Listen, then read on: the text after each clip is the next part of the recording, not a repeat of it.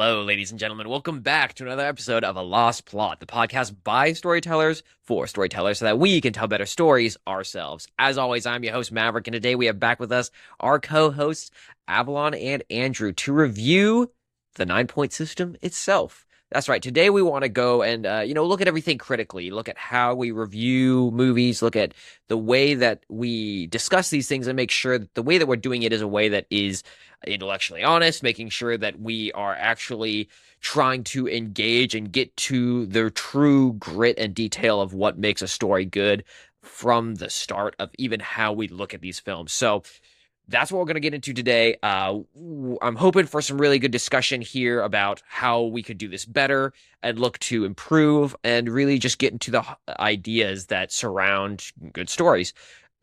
With that, we're going to get into the 9 points. I know that this was created probably like a year into the podcast existing, and the idea it was somewhat ad hoc, but it was based off of a lot of the literature that's out there and trying to combine it together with both, for example, the literature on psychology underneath the influence of Robert Cialdini's book Influence, or other famous books that are around the idea of telling a good story, such as Joseph Campbell's The Hero with a Thousand Faces, and many other books and literature surrounding both of these pieces, trying to get to the essence of, one, how can you both extend a story and develop it with that time, and then also how can you make a story cohesively compelling in a short span of time, right? And you see, like, how can it range the gamut of that and still get to the essence of a good story? So that was the idea behind it, and that's how we got to the 9 points with the different weights that we have had in the system so far. I will say, obviously, for you who are cinematography fans, this whole podcast is about finding the best story, right? It's not, while the cinematography, how it looks, how it feels, can affect believability and even maybe to some degree some minor person's individual enjoyment of it, I don't know that it is accounting for the story's value itself. And that's simply known by the fact that you can have a book version of something and still it can be compelling or not compelling, regardless of the cinematography. We will have a full discussion on cinematography at some point in a Movies Worth Watching episode, but we're not doing that today. So that is another discussion if you're looking for that. Apologies. We'll not go there today. Today, we're just talking about how a story is structured, whether it's compelling, and how we rate movies today. So we're going to go over this in a thorough aspect, but before we do, I just want to get some initial thoughts from both Andrew and Avalon on this. Andrew, what are your thoughts overall as we go into this discussion?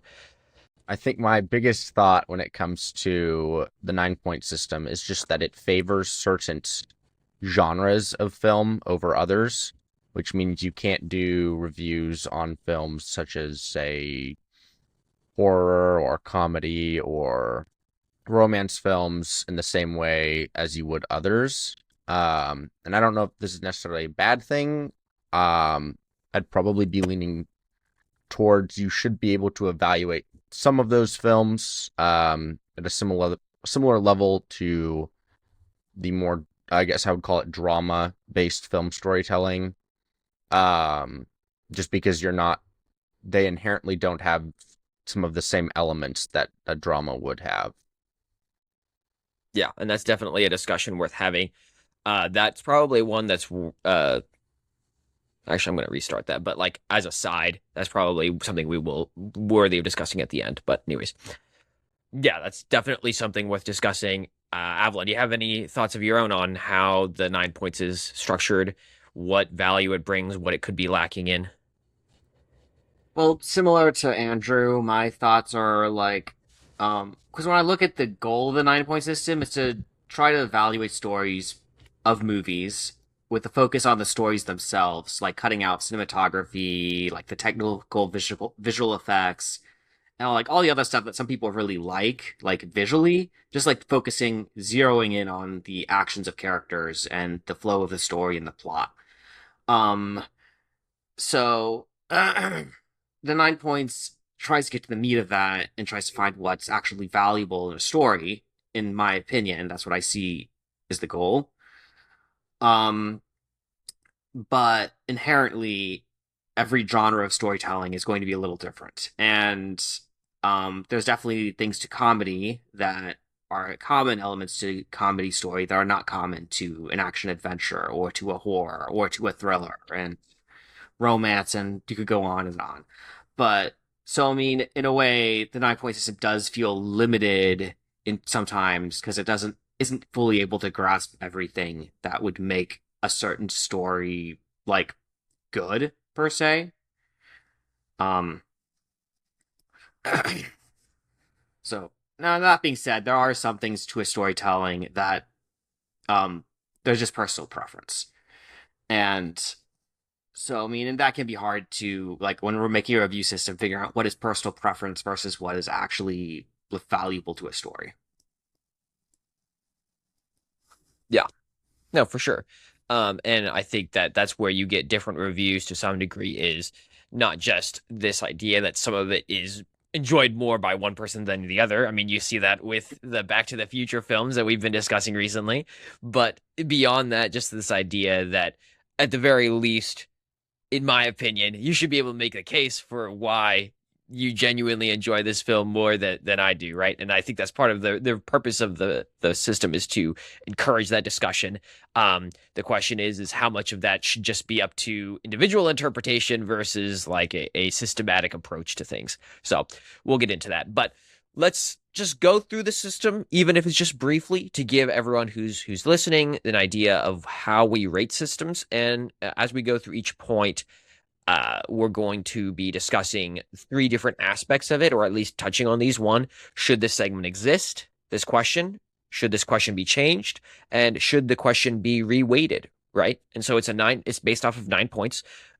Should this section that is only half a point be worth half a point? Should this section that's worth a whole point, should it be worth a whole point? Right. So that's going to be the basis for what we do now.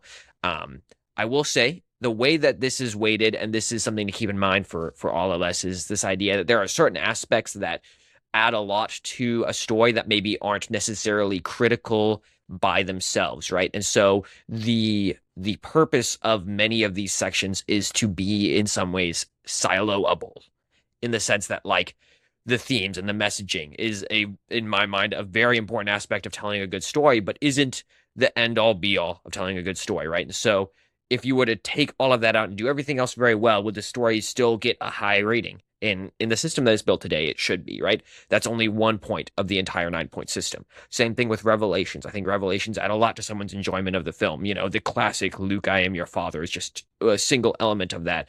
It's historical because of that. But at the same time, if it doesn't have that, is it a bad story? No. And so that section itself is also 1 point. Character growth, setting. These are other examples that it's like by themselves, they do not kill the rating. So keep that in mind as we go, but we're going to go through each point in turn.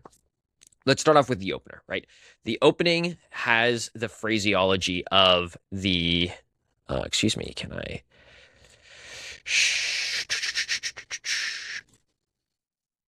Okay. So this is, right, the 9 point system. If you look at it, it starts off with the opener. How well did they open the movie? Does the opening scene grip you? How is the protagonist first presented, and how are the supporting characters and allies presented? This section goes with a lot, but the whole purpose of this initial segment of the review is talking about how everything is set up, right? And so the opener, the very first scene, is part of that intentionally because are we engaged and gripped to continue watching the film, especially in like a TikTok age? There's a lot of question on, are you interested from the start that you will actually finish the film? If it's a really boring opener, you're not going to watch the whole film, and that's going to be a problem. That's something that could have been improved. So what that first phraseology, right, was the opening scene one that caught your attention and made you want to keep watching? And from both a psychological standpoint, the reason this exists is from a psychological standpoint, especially the idea of even how, if you look at the YouTubers and how they make their systems, it's like that opener needs to be snappy, catching attention. Like everything in our universe seems to agree that the opener is at least very important. Do you think that this is weighted too much? It's given half a point in the 9 point system for the review. Go ahead, Andrew.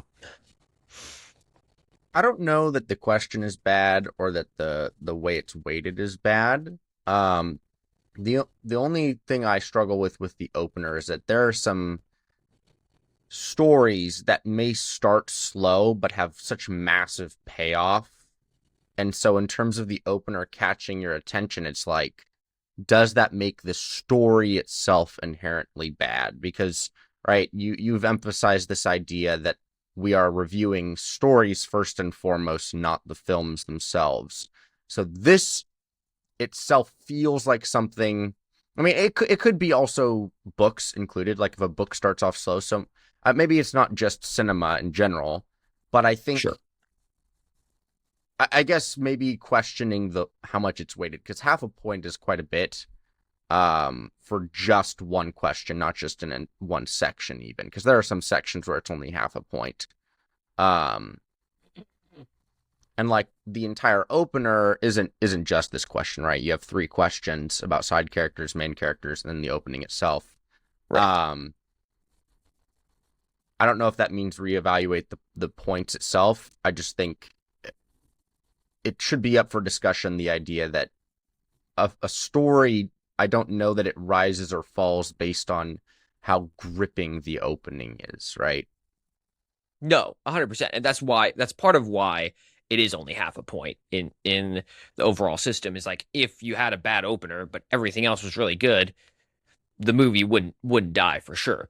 But you would make the contention that it's still too highly weighted based off of that. Well, I think my point is just like let's take a I like Attack on Titan, right? Sure. I think the opener, I guess you could consider to be the first episode, although typically when you think of openers, it's like the first 5 minutes. Does it Right. grab your attention? In the terms of a TV show, I guess it probably be a little longer than that, just because of how many episodes are involved. Like watching that show, I was almost entirely uninterested until like episode 6. Yeah. Um, like it starts very slow. I still Mm. consider that to be probably my favorite piece of media ever. Like I think it just does everything else so well. And I don't know that it should be losing necessarily any points for having a slow opener because it's building up to that. Well, if I Sure. could piggyback off of that, Yeah. I actually take the position that the openings, this whole idea, the opening scene being snappy and quick to keep your attention, I kind of see it as a cultural perspective on storytelling in the West. Like there are like other ideas culturally in other areas that they have the slow opening, and even like go back in time a few hundred years to stories that have slower openings, or even like 50 years ago, we have those epic movies like Ben-Hur and Lawrence of Arabia that have very slow like build-ups. I just think like the opening, the idea of a quick opening is more of a YouTube cultural thing today than really a standard thing for storytelling. We just have such small attention spans today, which is probably why I'm guessing this point's on the system and why we have this problem. So we just don't have the patience as much for a longer epics per se I in the think it's cultural oh, go ahead, sorry. perspective. Cultural zeitgeist, I guess, is what I was gonna say. Yeah, and I think also you can even look at like older Disney films where they put the credits at the beginning. Like that's not grabbing your attention. You're just sitting through the Yeah. credits waiting for the movie to start up.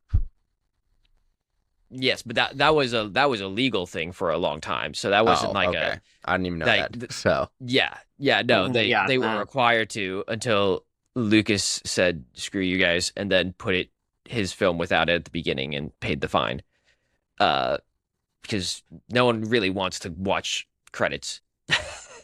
But anyways, yeah, in regards to what Avalon is saying, I think that there is some merit to the idea that like a story in and of itself shouldn't rise or fall based on the opener. And I think that your idea that like there are good stories out there, I think the question I then throw back is would the story be better if they were more cohesive and concise at the beginning, right? So, and I think about this in two different ways, right? There's, for example, films like Mission Impossible 3. They start off with a bang. you are gripped from like the first 15 seconds where he's asking where's the rabbit's foot, and you are basically being strangled by the film all the way till the end. But then you also have other things like Dead Poets Society. I love Dead Poets Society. I think it's a great film, but the film does not have a very strong opener. I mean, it's these kids filing into the school the alma mater, like singing all this stuff that it's like, all right, whatever. I don't really know what's going on, and I don't really care. So there are times where I would admit that they're also um, better or worse. I think that you could maybe make the argument that Dead Poets Society could be better because with a different type of opener, perhaps, right? And that's the contention I'm trying to make is like, would it be better? Um, I would say like some longer epics, as an example, like Lawrence of Arabia, uh, genuinely does have problems because it is as long as it is. Like the grand sweeping landscapes that it has that are for a good hour of the 3.5 hour long film do not add to the storytelling much, if at all. And if it was, it didn't need as much of the grand sweeping landscape that it is. And it's appreciated for its time, but it doesn't mean that it's like better because it has those long sweeping landscapes for 30 minutes. Well, just to push back a little bit, I have heard people say that the Fellowship of the Ring is a very slow opener as well, and I can actually see their point on that. Yeah, well, and that's So, probably a fair critique. Like, I'm not going to say that it shouldn't. I mean, we spend a lot of time in Hobbiton. mhm. So, And then and this is not to like argue. This is like a genuine question. Do you think that that's just not true? I mean, I see there's value to it, um, but maybe Andrew is right as far as the how much points is developed to it. But the only issue I see with your system at that point is now you taking less than five, was it 0.5 points Mm-hmm. from the system, and now you have to figure out where you're going to put the remainder of that point Well, 0.5. yeah. So, It's where are things weighted? I mean, that would have to yeah. be, So I think there might be reworked in value in Congress, it, but but it might be a little bit more on like it definitely does seem to have a less value overall in terms of a story. Like it is a lot of point value to give to the opening. So, yeah. I see the opening similar to how I see the twists and revelations. They're not necessary to make the story good. I think the opening is actually even less so than the twist and revelation in my mind, because the revelations can massively elevate a story if done well. Whereas the opener, if it's a little slow and you still get massive payoff at the end because of it, then you still have a good story. And other stories I'm thinking of too are like the Lion, the Witch, and the Wardrobe. Like they spend a lot of time at the professor's house, both in book and in the movie. Like there's a lot of build up to actually getting into Narnia to begin with, and that's not the only one either. We don't like review books, and no one's made a um movie of The Magician's Nephew. I enjoy The Magician's Nephew as a book. I think it has some very interesting things going for it. But it also has a very slow build up. Like it's not till like chapter 8 or 9 you're actually getting anywhere with these characters, if not farther. Um, I would say A New Hope also has a relatively slow build up with Luke. I mean, you get like actually no, actually, I'm completely forgetting about that scene with the Canton Four. Never mind. That has a massive opening scene. I was about to About to say say. that's not a good example. I think the introduction of in terms of the opener, I think the reason I'm bringing up A New Hope, or I wrote it down, was because of the second question. Is it when you're introducing the character of Luke, he's still, I would say he's lacking, not so much flawed. And it's not like it's lacking in the sense that he needs to be made whole. It's just that he's lacking the capabilities that he needs in order to overcome the difficulties that are going to be presented to him. Sure, and it's probably appropriate to move on to that question at this point as well. For the audience's reference, the second question in this opening segment of questions for the review is the main character flawed in a compelling way, or is there something missing from the main character's life which they need to be made quote unquote whole? right? And that'd be from the character's point of view. Yeah. I hope that's clear. And that's out of half a point. Yeah. Go ahead. So I listed 3 movies that I think I have some issues with in terms of rating, 2 of which we've reviewed, 1 we have not. Back to the Future, Princess Bride, and Star Wars: A New Hope. I know Back to the Future is one of contention. I think with Marty McFly, we've had this discussion. I think. Do we really want to go back to this? There goes half our podcast. Well, I mean, it's obviously a point of contention here. Shoot, where did I? There we go. Or is it? True. I And guess sorry, we could just maybe it ignore would be helpful if I Mavericks. provided some background for Sure, why this sure. question even exists, right? And the reason that this like exists is this idea that the whole point of watching a film is to be taken on an emotional journey, right? We want to have some sort of experience by watching this film that we enjoy, but then also hopefully we learn something from, we feel something from.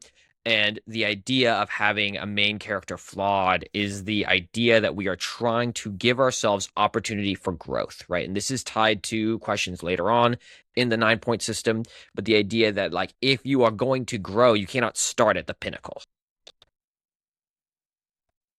And this is that's the basis of this question. So with that being said, Andrew, what are your concerns? So, I like a good flawed protagonist, right? My favorite protagonists are all flawed in massive ways.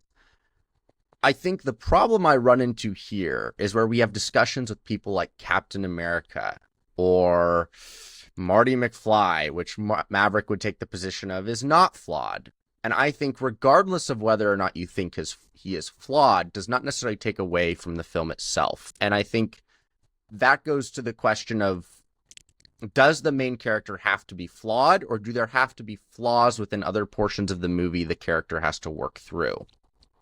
And so that's an interesting point. How would you say that would be manifest in some of the examples that you're giving?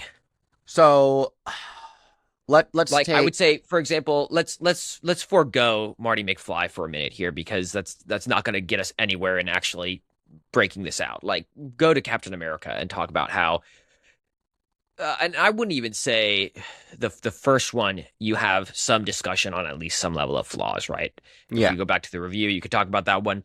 But for the second one on, I make the contention that he doesn't in the system or in the film itself really have flaws. They're around other people in the films.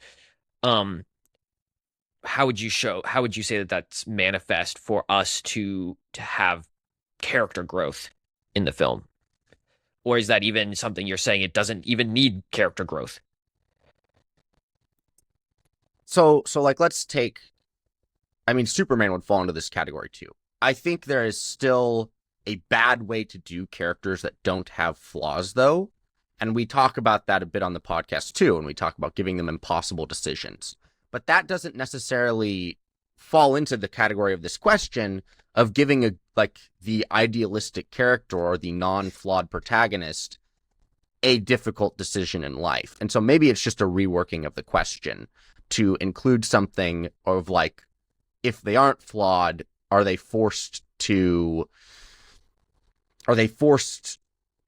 impossible decisions forced upon them? And so in like the case of Captain America, outside of all of your other thoughts about him, I think Captain America as a character concept is not necessarily a bad one, and that he's meant to Sure. represent ideals.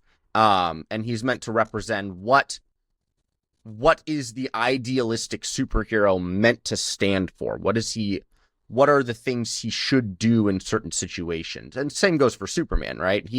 He's very basic, especially in his inception, in that he is essentially godlike with his power level, and he always does the right thing. And then you get introduced characters that force impossible decisions upon him, and what end up being fairly interesting stories, even though I don't find Superman to be my favorite superhero. Um, but does that make sense, what I'm saying? You're saying that, like, are you saying that the system needs to make room for idealism? I just don't. Oh, sorry. I don't know if Avalon's going to say something. I was just going to say, I don't think that's the point he's making. I think he's making the point that not every story is going to have a character who's flawed from the get-go, or Sure. like there are compelling stories where it's like the character isn't supposed to be like a character for growth so much as a character to house an ideal or a concept or something. And then the story puts that concept under fire in various ways. So the point I think he's making is that the 9 point system should probably either have a option or a I don't know, like a way to account for that. That there Sure. are stories where there are like it's not about a character growing so much as a character standing firm under trial. Sure. And like some of this is supposed to be or accommodated in the idea, like, is there something missing from the main character's life which they need to be made whole, right? Which is this idea that even though they might be at a good spot, they still are lacking something, right? And you would see this, for example, in the idea of oh, I just read this book. Oh my gosh. The classic Charles Dickens, the one about the kid. Oh my gosh. Oh, Oliver Twist. Oliver Twist. Like, Oliver Twist is not really a flawed character. He's basically being forced around to do these things, but he is an orphan. He is missing something very serious from his life. And so even though he is somewhat of an idealistic character, there's still something seriously lacking there that helps to drive a need in his life that he tries to live into, if you will. Um, you guys are you making the case that these examples, such as Captain America, don't even have something that they need to fulfill in their life to make themselves complete? Well, no. Well, it's not so much that they're trying to make themselves complete so much as that because of who they are, there is an action they will inevitably take in certain, like, in the case of Steve Rogers, he sees the oppression and he doesn't need, like, in a way, he personally doesn't need anything, like, to stop the oppression of Nazi Germany, but he, like, can't stand by while people are abused and people are, like, seeing all the evil that's happening during the war. So he feels obligated to take a stand and to fight. Even though he is like at the beginning, he is a weak man, not a superhero at Sure. the beginning. So, but then that morphs into his character, where it's like he becomes a symbol of for liberty and hope during the midst of war. Yeah, and we'll get to the themes for sure in just a minute. I think it's like right down here. Um, I think the other thing is like this question is encapsulated in the opening, if you will. And so it's assuming you're going to get that character's flaw right out the gate. Whereas just thinking through, you could take an idealistic character who doesn't have flaws and doesn't necessarily have something missing. And as the story progresses, you take those things away, or you give them a flaw because they now struggle with their idealism and they may change their position on certain things, causing them to maybe just devolve as a character. You have like the tragic hero, but that's not necessarily going to come out in the opening of that story. sure, so placement could be an issue as well. And this also maybe ties to a section later on, which maybe it's appropriate to just touch on briefly. So maybe we'll revisit this just quickly when we get there. But on this next section, there's an even higher, more highly weighted segment to the idea of the protagonist, and that's the compelling motive, right? Because whether or not they're flawed at the end of the day, why are they here? You know? And so that could also be tied to some of the things that you were saying, for example, Avalon with Captain America, where he has a virtuous desire to be helping his fellow man. So, we'll probably revisit that, but let's keep the conversation going. Let's talk about side characters. This is one of the sections that we kind of redo in our actual reviews, where it's early on in the review system, but it's not usually discussed till the end of the podcast. And we do that for the cohesiveness of telling the narrative and going through the narrative. But this is not a very big segment, and I almost wish it was bigger. But there's a sense in which I felt like I couldn't add more points to this one. So let's go into it just briefly. Are the side characters or supporting cast driven by their own motives and needs? And this is out of half of a point. The reason I couldn't feel like I could give it more points is because there are some really good films where they do not have very many characters. And if any, you can make the argument there are no side characters. There's like the antagonist and the protagonist, and that's it, right? You're talking about Ex Machina. You talk about uh, Sunset Limited. Like, these are films where there's next to no one in them except for, two people or three people, and that's it. So, I think side characters add a lot to a film, and they can make it very interesting, but that doesn't make or break a film. So I didn't want to weight this too highly. What are your thoughts, guys? First Avalon. Well, all I'll say about side characters is that I do agree that, I mean, there is nothing more annoying than having a cardboard cutout character being a mouthpiece for whatever, or like, fulfilling a role because they need to be there in a story. I mean, that is fairly annoying when you come across it in any story. Um, but so, I mean, I actually agree that this should be on the system, but I don't know if it needs more points because it isn't like, because you're right, there are stories where it's not that big, like, you don't have that many side characters, or the side characters have very little emphasis on the plot. Um, so I think for the sake of realism and storytelling, you should have at least the semblance of real characters in your story, even if they don't have that much interaction with the main characters. But yeah, no, I think it's fine. This particular question is fine where it is. So personally, Okay. Andrew? I was thinking of the Sunset Limited when I was going over these questions because I love the Sunset Limited. I think it's probably going to come up a lot more as we go through the 9 points, honestly. I think in terms of supporting cast, going to Avalon's point, I think it needs to be there because in the event that you have bad supporting cast, the movie should lose points because of it. Because at that point, the story is now suffering if you have a character whose only purpose is to tell rather than show. And I think that good supporting cast can definitely elevate a story in a sense that it's like directly increasing the quality of the storytelling. I don't know if it just means to reword the question. So, like, what if there are no supporting cast? Maybe you just grant it full points or base it off of if there are no supporting cast, it means the protagonist now has to carry more weight in the storytelling itself. So maybe just include a caveat in there if there are no supporting cast. Maybe rate the protagonist on as well. Just treat this as another question regarding the protagonist. So if it's a great protagonist, you give protagonist full points, side characters full points. If the protagonist is mid, then you give them middle of the road. I don't know. What are your guys' thoughts on that? That's just kind of my knee-jerk reaction when thinking about what in the event that there are no side characters.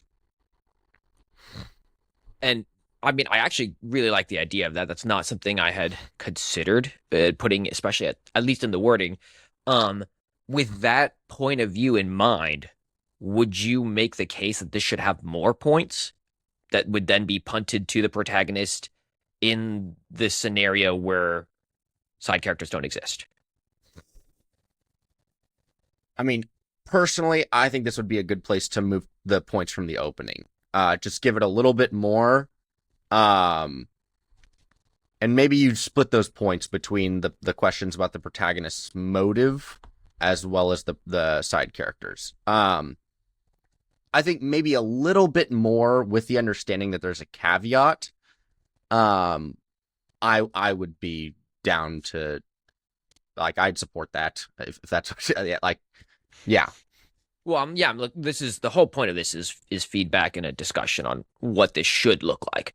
Yeah. What a good review of a system that is comprehensive should have in it. So yeah, 100%. Avalon, do you have additional thoughts on that last point? About moving points from side characters to the main. Well, just like having the punting points toward the main character if there is no side characters, or should this have a higher weighted system with that binary idea in mind? I mean, you could punt the points over to the main character. I mean, it does make logical sense to do that, just because in a story with less side characters, the main character would be carrying more of the story's weight in that regards. The only odd issue with that is that,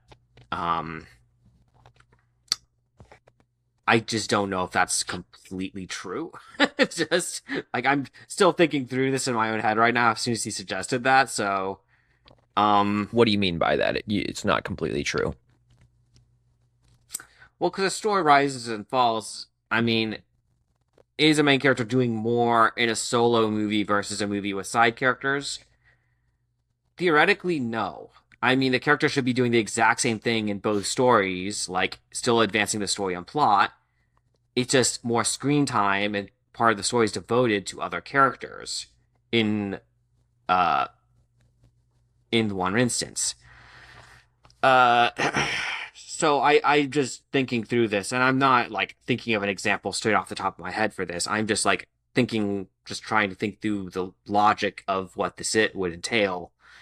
Sure. And honestly, this kind of goes back to a question we actually have a lot on the podcast, which is who is the main character and are there multiple main characters, right? And sometimes Mhm. that does cause more of a broader discussion because at Mhm. that point you are having real screen time taken away from what would be the main character to be given to what would be a side character that now might be a main character because they have so much screen time and so much development, right? And so the question is that does this turn into a broader hodgepodge, if you will, of multifaceted individuals invested in the plot, or does this uh, chunk down into this, for example, how Andrew put it, where you have a main character and then side characters? Does that even make sense, what I just said? Sort of. But I mean, there comes a point with that scenario where you don't really have so much of a story as a character study at that point, where you have so many characters like with different motives. If they're all central Right. characters, at that point, it becomes less about the plot and storytelling. It becomes more about are these characters going to do in regards to each other or in certain situations, and it's less about the story so much as these characters themselves. I feel, if that makes sense. Yeah, yeah, and to be clear, this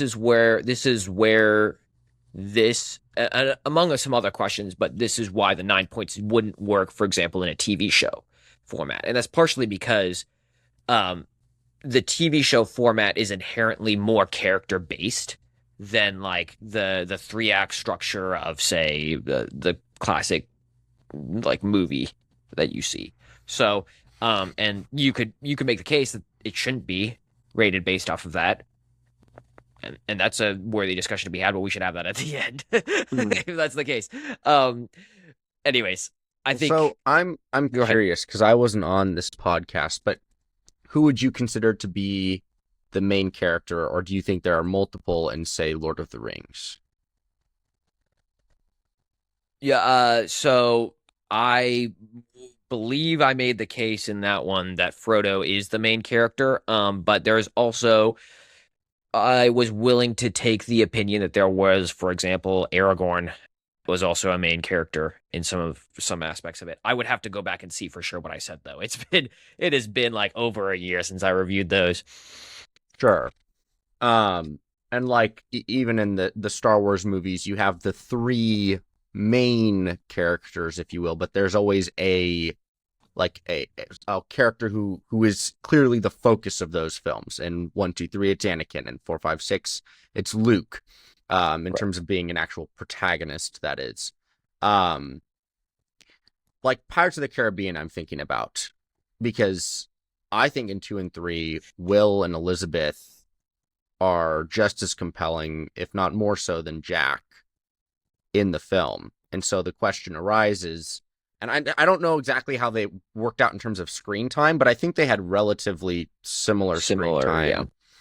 And so it's like maybe reworking even, and I forgot to bring this up when we are talking about the characters, the question about the characters, but it's like, if there's more than one protagonist, how would you end up evaluating that in terms of the question about the protagonist? Sure. I mean, I think um in that case you would just be splitting it. I mean, and that's a very delicate thing to balance. If you're a Yeah. good storyteller, right? Can you balance all of the protagonists having compelling motive and reason for being there at the same time when they're coming from disparate areas? I think it's possible, right? I mean, we've discussed this, but like it's not easy. And when you are splitting time from one character, you are inherently making it more difficult for yourself. So, uh, Yeah. I mean, yeah, that could be rephrased. That's probably worth noting. Because like even in say like it's been a while since we reviewed episode 2, but like Obi-Wan and Anakin, I think have relatively similar screen time, aside from maybe like the wedding shot at the end, or maybe like a little. Well, even when they're on their little romantic triage with Anakin and Padme, like it continually flashes back to Obi-Wan and what he's doing and working on, and so it's Mhm. like they get I off the top of my head, I would say they get relatively similar screen time. Even in 3, right? Anakin ends up being the antagonist by the end, and Obi-Wan is Sure. the surviving protagonist by the end of that film. Um, Maybe, sure. I mean, I forget exactly how that yeah, discussion went I down, don't know how but that went down, but yeah, my point is just like it creates messy scenarios when you want which like a is yeah, clean cut protagonist. Oh, sorry, a clean cut singular protagonist in a film. And like Revenge of the Sith, one of my favorite movies. Um, Lord of the yeah, Rings, I think Lord of the Rings great, and yet I think there definitely is an argument to be made that Aragorn is a main character, with just sure. how much, not only how much screen time he gets, but how crucial he is to the plot of that movie as well as his own journey. Yeah, well, and I think that the some of that is also encompassed in, for example, with the Revenge of the Sith, some of the antagonist, and we'll get to that in a minute. But for example, the antagonist is not just characters themselves. It can also be one is you can be your own antagonist, right? Yes, And so yes. that could be part of the elements of it as well. So, yeah, no, that's definitely a worthy discussion, and maybe we can have a meshed side characters and main characters together in a more cohesive rating aspect of it. So, anyways, let's move on to the next question, which is going to bring us into the second segment of the review system. It is going to be regarding entering the fray. And when you enter the fray, you get, oh, excuse me, the what compels the hero to get involved in the situation. What are the compelling themes, motives, and opposing forces which drive the story going forward, right? This is all about more or less adding conflict. So we have the baseline, right? That's what the first questions were supposed to be about is this is the world we exist in. These are the characters. This is what they have going on, right? And then this is the reason we're watching this story, right? And it starts off, is there a compelling motive for the protagonist to be involved in the plot? Do they have motive and or reason? This is a higher weighted question at 1 point instead of half of a point. And And oh, sorry. it is weighted higher than the previous ones about the main character regarding flaws because one, even though I do not generally agree with the idea of white knights being good, I wanted to acknowledge that that is not as important into the rating system as I personally think it is, and so this is weighted higher because of that. But two, um, at the end of the day, part of the emotional drive is we want to know why, right? And so motive is very important for having a compelling emotional reason to be involved. Like if someone's doing something because of their mother, it's very different than because they just want to get rich, right? And in the one case, you might very much care what's happening to them versus in the other, they might be, who cares? But you could still make the second one compelling. I'm not going to say that is probably a poor example, but to try to provide that contrast, if you will. Um, this could go all sorts of places, so I want to see what you guys are thinking. What are your thoughts, Andrew? I like this question. I like that it's weighted more than the previous. When I was looking at this question, I thought of D&D. When especially when helping new players think of characters, one of the first questions I ask them is, why is your character here? When trying to think of like what makes you as both a player and a character invested in the story that we're going to be telling. Because D&D at its heart, I would argue, is like it's a narrative game. It's essentially you and your friends telling a story together with a rule set as a way to kind of balance things or guide you along. It's just adding structure. And so with characters, the way that you get invested in a character is by, do they achieve their goals? How does their journey progress? And in order to get to that point, they have to have a goal to begin with. They have to have some sort of emotional ties to this world they're living in, and they have to have something that causes them to get involved in whatever story we're about to witness for the next 2 hours. So, you said it's 1 point versus a half a point. I mean, I'm pretty happy with this question myself. Okay. Avalon, do you have additional thoughts? Counter No, thoughts? no, this is actually kind of a crucial question for stories, because you can have a character who's just like, oh, I'm here just because of this, like some like almost non-reason. Um, and actually, probably a good example, like what the first thing that's coming to my mind is the lit RPG genre, which I've read quite a bit of books and like there's anime and stuff based in this genre. And for those who don't know, the whole genre, progression, lit RPG genre, is essentially about a character who's the point of the story is they're going to get stronger by the end. Like it's just like it's almost like a power fantasy where they're just like getting stronger over the course of the story till they can achieve some like they can defeat whatever enemy or like some whatever obstacle or goal. But the problem with some of them is it's just like they're just getting stronger. That's the whole goal. And it's like that inside of itself is not a compelling reason.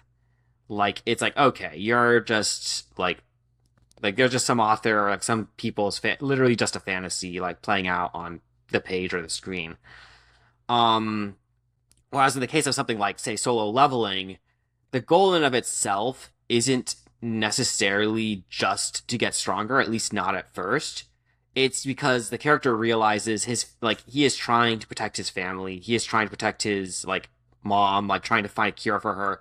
And he also recognizes that what he has is going to get him killed if enough people find out about it. So he's like, I need to get strong enough so I can protect them. So I can get like protect the people around me, the people who matter to me. Because he knows that if enough people in this world find out what he can do, they will go after him. And so he is like trying to keep it low key while also trying to get stronger so he can protect the people he cares about. So, I mean, there's just a difference in the motive. And it's just like, the one hand is compelling, but on the other, it's just like, you're just following a selfish character in some ways. And it's like that, which, I mean, that can be interesting, but it's not always like compelling. Yeah, and So, I mean, we just had this discussion with Pirates 5 where it's like Jack Sparrow literally does not have a reason to be there. He is just existing. Yeah, I think this is not only a good question, I think it is an essential part of a story is having a reason for the character to be there. Like if they're just there, I mean, going back to D&D, like the stereotype is you just have an adventuring party who adventures for the fun of it, and it's like I find no enjoyment in that, both as a player and as a DM. Like why are you here? Like, if you have no reason for being here, you're quite literally just here for combat because you like the mechanics of D&D, which I don't find the mechanics all that amazing. And so it's like, now you've taken the fun out of the game for me. And maybe some people do find that fun, but I think that even if they do find the mechanics of the game fun, they would find it even more fun if they had actual investment for their character. And this goes for movie telling as well. Maybe you enjoy just watching a character fight for an entire 2 hours. But that doesn't necessarily make it a good story. Yeah. No, and I'm glad that there's some positive thoughts on this. Interesting that no one actually wants it weighted anymore, given how much you guys just glazed this one. But well, I mean, we only have 9 points. I mean, the reality is there's only so much that was kind of a joke. Around. Yeah.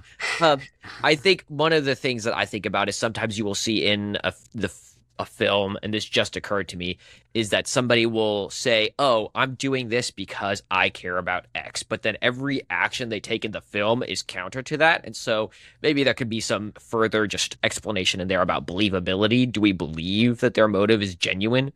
But there's a difference between showing and telling. If a character is truly driven by a motive, we should be able to see that as the audience. Like, if someone says, "Oh, this is why I'm doing it," and then they're doing actions that are inconsistent with that, that's not believable, because it's like, that's not really what's driving them forward. You have either an inconsistent narrator or central character, or you just have a really badly written story. Maybe you just substitute or put like a slash and just write, is there a believable / compelling motive for the protagonist to be involved? And I mean, the only reason that's pretty much the same as Avalon. It's got 1 whole point out of 9, so I think that's pretty properly weighted. Yeah. But yeah, like here's the other question, right? In regards to this, this question is intentionally structured to take into account, and this is a constant thought in creating the system, right? Is there are stories where the main character is a bad person, right? You talk about that with Ebenezer Scrooge. You talk about that with, for example, Death Note, and part of that is important because there can be a compelling motive for the person to be involved, even though you think that motive is disgusting, right? And you get that, for example, with Ebenezer Scrooge, but I think especially with Light Yagami, where he starts wanting to kill bad people, but it turns into this motive to be like God, if you will, right? This person who can be worshipped by the people for saving the universe, which is interesting that it develops in a negative way. Now, we will get to developing conflict, because conflict is in some ways the essence of story, right? So should the motive also develop in the film, or is it having just a baseline of this is what I want, this is what I need? Is that fine for a good storytelling? So you're more or less asking, should the motive evolve with the story? Like, yeah, if it, like, as it comes onto fire, either it stands firm like the main character, or it falls apart, or it changes based on the circumstance. Yeah. Okay. And should that be something that's even factored in the review system? I mean, to be perfectly frank, I was kind of just including that already in my analysis of my reviews in this question. I just assumed so. Like, this would be the case for the whole movie, not just when it first shows up. I mean, I know it says entering the fray, which is like a particular part of the movie in a way. It's like embracing your destiny or whatever and becoming involved in the story. But I guess, sure, like, when I read this question and I've always reviewed it, I've always just taken the question in regards to the movie as a whole, not just this particular scene in the movie. So, I mean, does the motive stand firm through the whole movie? And does it create a compelling story, more or less? Because I think a motive can change over the course of a story, but it can still be compelling even if it does change. So, is it better if it changes or develops? Well, I think the only reason I don't know if it's inherently better. It just depends on the storytelling itself. Um, and I'm not specifically thinking of a story where the motive comes like changes, but I do think of stories where the motive comes under fire per se. And for some reason, the first thing coming to mind is Count of Monte Cristo, where his motive to get revenge does come under fire through his actions, and you see how it has an impact on the people around him. And even by the end, at least of the book, he starts to question, like, am I really, like, he starts to realize maybe I'm going too far because certain Mhm. characters are becoming, like, affected by his actions that he didn't fully intend. Like, certain things are starting to happen that he did not account for. And so it's just like his motive, like it doesn't exactly change, but it does come so heavily under fire that by the end you're like, as the audience, wondering, did he go too far? Yeah. So, I think the way I read this question is in the word be. Like this is the debater in me coming out, but it's is there compelling motive for the protagonist to be involved in the plot, not to get involved in the plot? And so you get characters, and we talked about this in Star Wars Episode 7 with Rey. Her motive and her goal in life initially was to find her parents, which completely disappears. And so she initially has this drive to just go back to Jakku, and then it just vanishes into thin air. And so she initially has a motive to be involved in the plot, like survival, finding her parents. But then a third of the way through it, she no longer has motive to be involved in the plot. Does that make sense? Like that's how I read it. So Mhm. I don't know if you need to change anything. Okay. And that also keeps into account situations where they don't necessarily have to get involved as much as they are forced to be involved, which is why the Yeah. word be is there. Situations where they're fighting for their lives, whether that be I mean, Hunger Games isn't the best example because she volunteers herself to get massacred, but like Iron Man 1, he gets forced into that scenario. So Yeah. or other films like that. There's plenty of examples where people are just trying to survive. So Yeah. And I, for I sure. would like to say also, I don't know that it's necessarily better or worse whether or not the motive changes or not. I think as long as they continue to have motive and that motive's compelling. Okay. Cool. Let's talk about the villain then. I mean, that's the next aspect of this, and this is villain or obstacle. The question is phrased: is the villain or obstacle in the way of the main character compelling? Do they cause the protagonist to fear and make the goal uncertain and reconsider their path? Do they appear to have the means, motivation, and skill to destroy the main character to achieve their own ends? This is going into more or less what is opposing the main character. This is out of a full point. And this is the reason it says opposing force or obstacle in it is because it's trying to keep in mind different types of villains. That can be a physical person. It could also just be a force of the universe. Talk about a tornado, a flood, any other things, or even the main character themselves can be an opposing force. Do you think that this question needs to be changed? Do you think it's adequate? The only thing I would change in here is when you ask, do they cause the protagonist to fear and make the goal uncertain? I would just make it and or. I can't think of any examples. That's just what's coming to mind is like maybe the protagonist does not fear the antagonist, and that's part of their flaw as a character. I don't know. Those are my thoughts on this. I think other than that, I think the villain or the antagonist should be weighed heavily, which it is. I think it's a whole point, right? Yeah. So, um, my perspective on this, um, similar. I do think the villain in slash obstacle should be, it should have make the goal uncertain at the end. Like if you don't have something that like causes us to doubt the ending of the story, I mean, whatever that goal or obstacle is, there should be something of doubt, more or less, for the ending. Uh, because if we can predict what's going to happen by the end, I mean, it less makes the story less about. It's not doesn't have the same drive. It doesn't have the same compelling reason to keep watching. Uh, however, as you said that, another thought just struck me, and now I'm going to bring this up. This question, I'm almost wondering if it's particular to the genres we like to review. Like, this might be one of those questions that differs depending on the genre. Like, but at the same time, I'm not completely sure about that because there is, I mean, I guess in a comedy, the obstacle should be uncertain still too. Like, the obstacle should make the ending of the comedy uncertain as well. So maybe I'm just spitballing and just, I don't know. Like, this was just a thought that's randomly popped into my head just now as you brought it up. So I'm not sure. Sure, and I'll star that for potentially that later discussion. But yes, definitely. What are you guys' thoughts on the themes aspect? This is half a point in the rating system, and the question is there a theme? Are the ideas of this theme discussed or developed as the story progresses?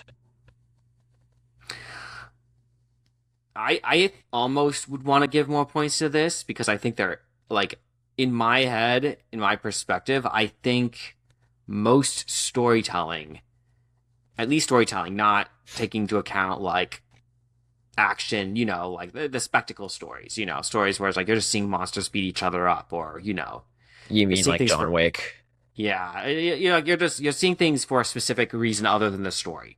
But in the case of a story, I see a story as inherently being about, like almost like you are telling a version of a fable or something with a meaning or value. You are imparting something to an audience. You are trying to almost indirectly teach something, if you can, to show like this is what happens when these two ideals clash or when a character gets put in this situation. So I almost think, in a way, I would almost want to give more points to this, saying, should there be a theme? Like, there should be a theme in a story. Like, a good story should have something of value in it that the audience leaves and thinks about afterwards, or, like, ruminates on for days afterwards. Now, that being said, you could go too far with a theme, and you essentially have the preaching story where it's like, oh, we're all about this. Like, and that's not a good storytelling technique either.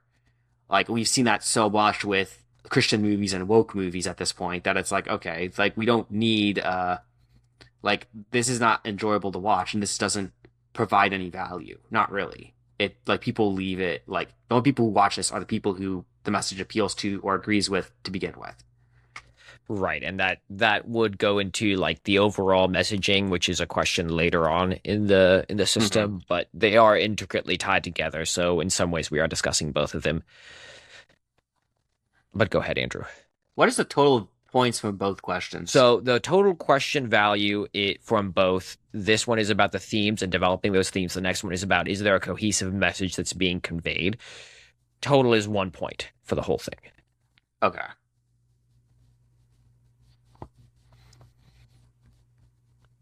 I agree with Avalon that a good story needs to have a theme. I think going into like, say, debate, when I am coaching kids on, say, an OI or even a platform speech, you can have super interesting, like compelling talking points, I guess. Like you could sound really, really good. And the way you convey the words you're saying can be very enthralling for your audience. Maybe you have a really funny OI, but if you're not leaving your audience anything at the end of the day, they may remember it because it was funny, but they're not going to be leaving thinking about your speech. I've judged so many kids who come in and they tell like this super sad story, and it's like you've got all these moms that are really invested in this tragic story, and then at the end of it, I'm like, okay, why did you tell that story? What was the intention of that? I want to be intellectually stimulated, as I would put it. Like, I want to be thinking or reflecting on something or someone leaving that speech because I just spent 10 minutes of my life listening to it. And with a movie, it's even more time. It's 2 hours. I want this movie to actually have something it's pushing.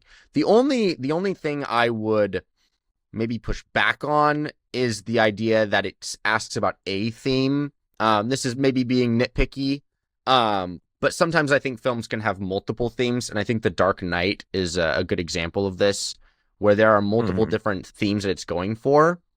And it also doesn't necessarily have to have a clear answer either, is the other thing I'm thinking about. Whereas like Dark Knight doesn't necessarily give a clear answer on the questions it's asking, which is like, what is justice? Whereas like Harvey Dent's answer is justice ought to be random chance. And like Batman's whole shtick is obviously different than that too. So I don't, those are just thoughts. I'm not saying they're necessarily right or wrong. Do with them what you will. I think my biggest one is just like kind of what Avalon said. I think it does need to have a theme. Otherwise, the movie serves no other point other than just entertainment. Like, it is just there to be mind-numbing entertainment, which I think, like, I've talked to my dad a ton about this. He thinks all movies are like this. I disagree. I think that movies, unfortunately, have begun to get this stereotype, and a lot of films are just mind-numbing entertainment, which, I mean, in my mind, makes them just bad films. So I don't know if this might need more. I think I'm comfortable with where it's at. But I would personally think that a movie does rise or fall based on whether or not it has a theme or message and how that message is conveyed. Okay, gotcha.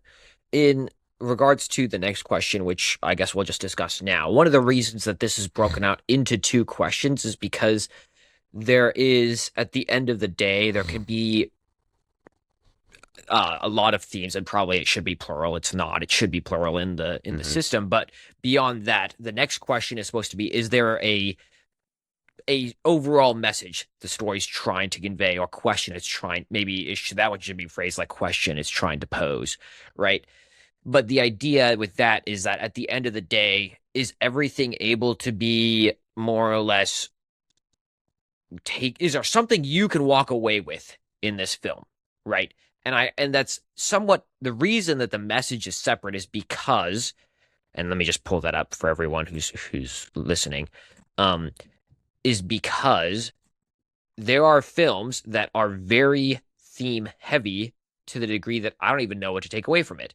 And the example I think of that is The Lighthouse, which unfortunately Patrick's not here to save his child, but that I do not. There are so many themes going on in there, and in some ways, I respect the creators, the Egger brothers, for their efforts in that film because it took a lot of effort to mesh all those things together. At the same time, there's so much going on there that you, as the audience, even if you know what's going on, I would make the case, don't really know what to take away from this film because there is this theme and this idea and that idea and everything going on all at once. And so there's not much to go with except for maybe at the end that this is Greek mythology. So what are your thoughts on that? Do you think that that the idea that there needs to be one single cohesive idea to take away from that is incorrect? I don't Do you know want me that. to call up Patrick Avanto down? No.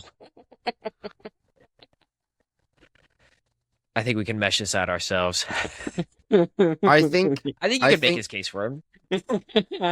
I think a singular message I would probably push back on. I think the idea that it still needs to be drawn and developed is important. So if you have too many messages that aren't drawn or developed, or they kind of get lost in the sauce, if you will, that's not what you're going for. But I think a movie can still have multiple messages that it's conveying. Would it be better if these two questions were combined into one?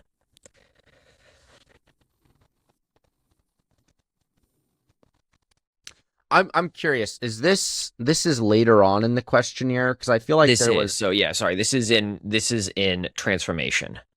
Yeah, you jumped ahead. So Okay. that was to Can you go provide back the to the contrast theme with the two. question so I can see the wording of it?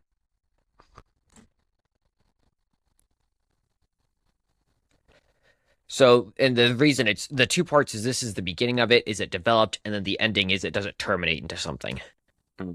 I think.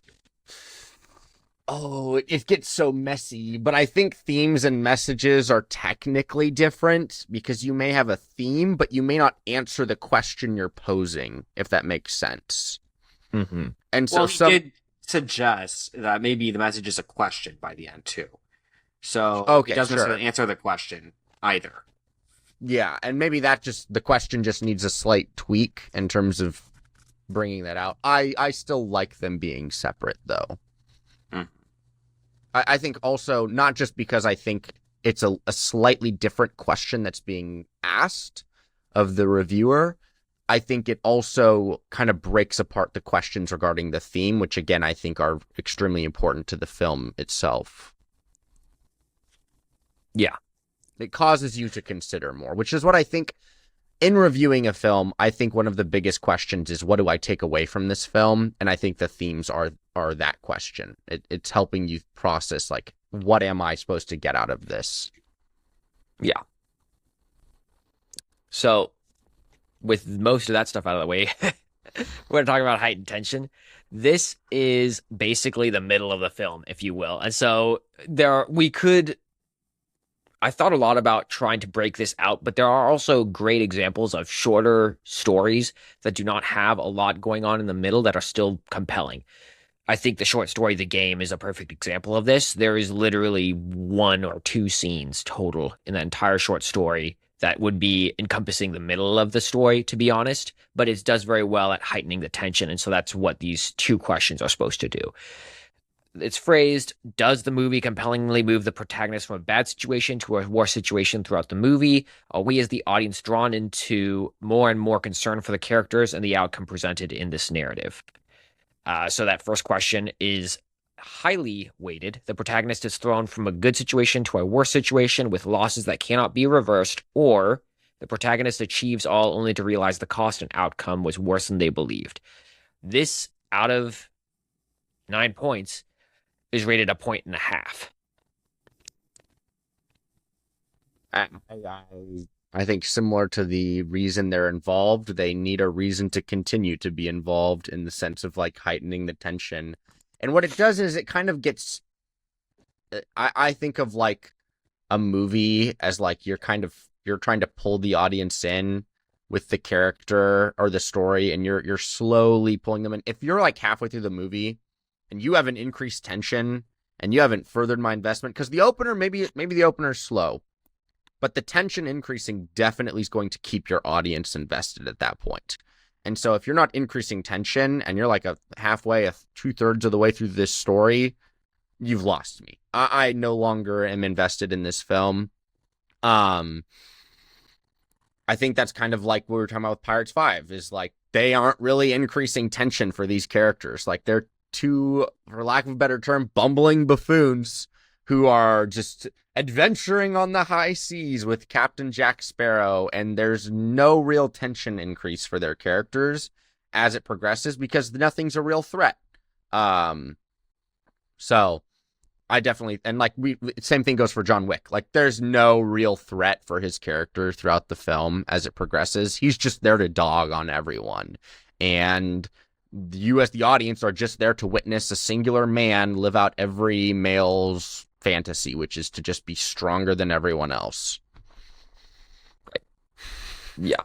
And it's like, I think that the examples of it getting from bad to worse is primarily what I think of when it's looking at, do you feel increased tension? It's like, as the audience, are you more engaged with this as this progresses? And the easiest way to do that is to make it worse. Even in situations such as, let's just say, the Lord of the Rings, where they get to Rivendell. They're in a terrible situation where Frodo's about to get massacred by these guys in shady black cloaks. And then he ends up getting stabbed, right? He's starting to die. They get him across the river and he's better, only to then say, I'm going to go to the heart of darkness and cast this ring into the fire. So it gets worse for him because he is now committed to a quest that is almost certainly going to kill him, right? So I think that, like, that's what you're looking for, is that increased stakes, increased tension throughout the situation, which is why this is there. But it's also, I mean, we're trying to cover a lot of ground with one question. So yeah, that's why it's weighted as highly. Do you think it should be weighted less, more? And I didn't even get to world-shattering loss, which is the next question. So it might be worth addressing here as well, just because they are very interrelated. This is the second question in this segment is more or less the pinnacle of the rest of this segment, where it's like, after experiencing world-shattering loss, the question, sorry, is the protagonist experiences world-shattering loss, which causes them to despair, right? This is after going from bad to worse, and then worse and worse and worse, they lose something very significant to them. Um, do you think that that's a value add to analyzing a good story? So the only problem I And have that's with out of half a point, this sorry. is that just because a protagonist experiences world-shattering loss doesn't mean their reaction has to be despair. So like take the White Knight example we talk about when they're thrown into like the way to make a White Knight a compelling character is to give them these impossible decisions, to put them in situations, to cause them to lose things.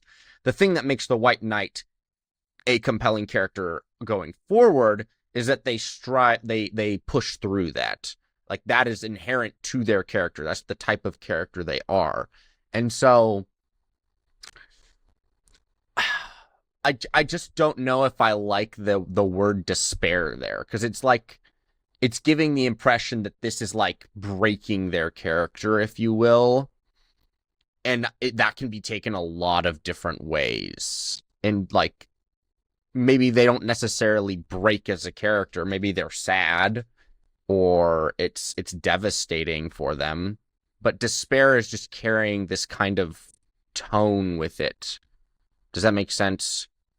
Yeah, I see what you're saying. I think the reason that the word is there is because we don't want a protagonist to experience world-shattering loss and then just be like, "Oh shoot, that sucks," and then move on. Well, yeah, you get that with Luke You in know, episode so 4. right. Twice. So I mean, I think like I'm thinking of Obi-Wan, who in both the movies as well as Clone Wars experiences multiple instances of world-shattering loss. I personally think Obi-Wan might be my favorite example of the White Knight character. He always does the right thing, and yet he's constantly put in these terrible situations. Episode 1, he loses his master, killed right in front of his very eyes. Episode 2, he doesn't necessarily experience loss, but he's starting to have this conflict with Anakin. Clone Wars is set up that he's had this long-standing relationship with the Duchess Satine, and by the end of the Clone Wars, she's killed right in front of him. And these two deaths are outside of his control. The third film is the pinnacle of all of these losses, where he is forced to be the one to deal the killing blow, or so he thinks.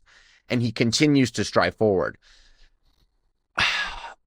I think by the end of the third, you could make the argument it causes him to despair because he goes into hiding. I'm going to ignore the existence of the Kenobi show because I don't like it. But I don't know that it necessarily causes him to despair in the sense that we think of the word. Like when we think of the word despair, we almost think of like depression, really. Like that's the state of mind that I think of when I think of despair. Like you feel like there's nothing you can do. Like honestly, I'm just going to look up the definition of the word despair at this point. yeah, and if that's your like beef, I totally get that. We could change that so to like despair devastates is them the or emotionally complete devastates them. loss or absence of hope. And so going back to Obi-Wan, he never loses hope as a character in the films. Well, he gets a new one. He gets a new one, but he doesn't lose hope. But it's the complete Sorry, I couldn't loss help myself. or It was right absence there. of it. Yeah, fair enough. And so I this is me being nitpicky, but like when I look at this question, I think of Obi-Wan as the person I go to be completely honest here. Like I just think maybe a different word or a different qualifier at the end. Because I do think that in order to make them even a White Knight character does need to experience loss. And if you're heightening the tensions as you should be, by the end, you should have a world-shattering loss for them. Something that causes them to question everything that makes them them. Why do they fight? Why are they here? Should they keep going? These are like these are questions you ask yourself when you've just been presented something devastating. It's like devastating I like. It's the despair that I would have an issue with. I actually agree with Andrew on this. I think the questions in Heightened Tension could be rewarded. And not only just because of what he just said, because it does give a certain idea in mind, but I also think this might make it harder. Like this does kind of add to the problem of using the 9 points to review other genres because the idea of world like despair, world-shattering loss, like I agree. I think the idea behind that question is that a character loses something on their way to achieve whatever the goal is, like something of value to themselves. It doesn't necessarily mean that they like fall into depression by the end of the movie or like especially unless like something of a comedy or something like that. You don't like see something like that dark or something that like bad sometimes in a comedy unless it's like a dark comedy or something. I don't know. But so I mean, in terms of reviewing other genre stories, perhaps the question should be reworded to accommodate for like, does the character suffer? Do they lose something of themselves on their way to achieve their motive or goal? Um, I kind of want heightened tension, like as well. The other question be reworded a little bit, but I'm not completely sure how. And maybe it's just the idea of heightened tension. Maybe it should be changed to raising the stakes or like something else. Just because heightened tension gives the idea of like in my mind of a thriller or something like high stakes, high like a car chase more or less. Like something like we have like things are getting like tense. Things are getting like really like for the audience like intense. And like not every movie is intense like that. So and that's just I my perspective on heightened tension. So sure to push back on the heightened tension idea that you're posing.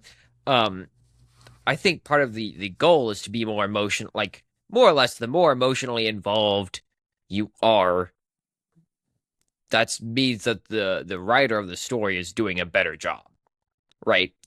And so the idea that it's like you that's I guess the way you phrase that almost made me seem like that didn't matter or wasn't like really that important in your well, understanding no, of a good story.